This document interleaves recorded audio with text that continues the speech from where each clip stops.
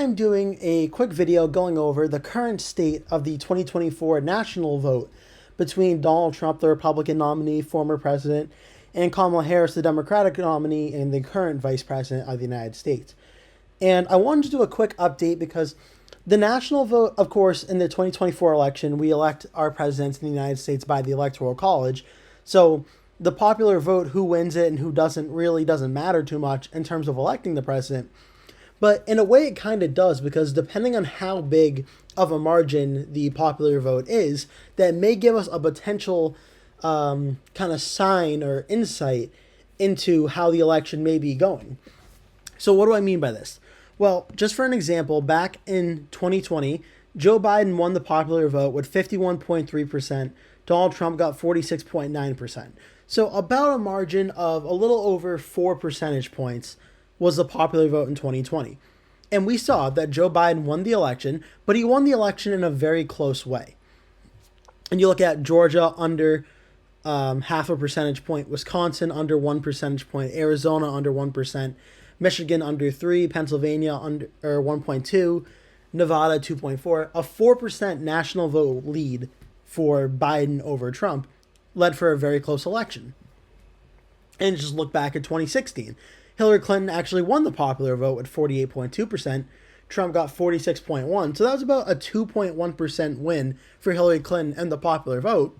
And Trump won the election because he was able to win the states of Pennsylvania, Michigan, Wisconsin, and narrowly win states like Arizona, Florida, North Carolina, and at the time, Georgia as well.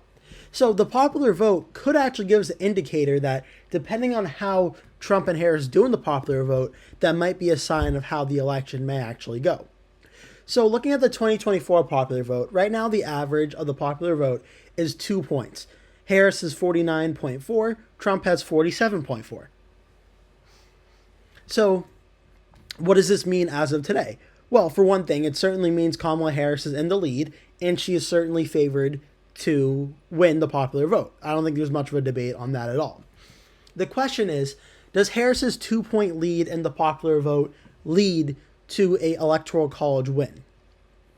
In my personal opinion, again, this is just my opinion, I don't believe it does, because, again, I'll show you on this. Here's 2020, where in the RCP polling average in the national vote in the general election, Biden led the polling average by 51.2% to 44% over Trump.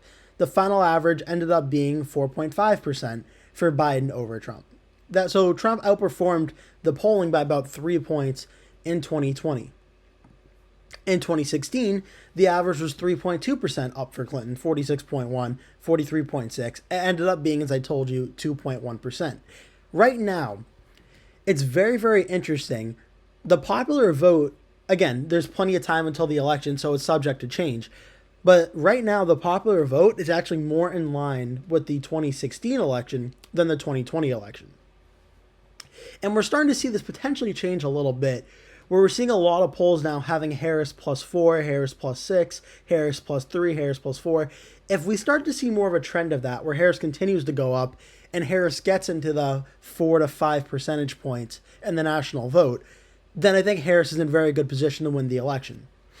At +2% over Trump in the national vote, I think Harris certainly can still win the election. It'll be a very close election, but I think Trump has a much better shot at winning. So just to show you what I mean by this, a quick exercise. The electoral map right now is Harris and Walz at 226, Trump and Vance at 219. Right now, we're seeing in the polling average, just do a quick refresh of the updated numbers. So I'm going to go through the states where Trump is leading and where Harris is leading. All these states right now are 1.1% or less. So they're all tilt considered right now. A state like Arizona, Georgia, and North Carolina are all tilt for Trump. And Nevada, Wisconsin, Michigan, and Pennsylvania are all tilt for Harris. That's according to the polling average right now. So let's just say on election day that it stays where it is right now, where it's a 2-point lead in the popular vote for Harris over Trump. What will the electoral map look like? In my personal opinion, if the margin stays the way it is, I think Trump will probably win Pennsylvania and may even win Wisconsin with a 2-point popular vote win for Harris. I think just like in 2016, the Electoral College and the swing states vote usually to the right of the popular vote for Trump. And again, if there is a hidden Trump vote, which again, it's not a guarantee, it remains to be seen if polling's made up for that or not. But I think right now a 2-point popular vote win for Harris would just not be enough to get it done for her. Let's say, though, hypothetically, the margin continues, where Harris is at 2 right now. Maybe by the end of October, she's at 3 or 4 or 5. What will the map look like then?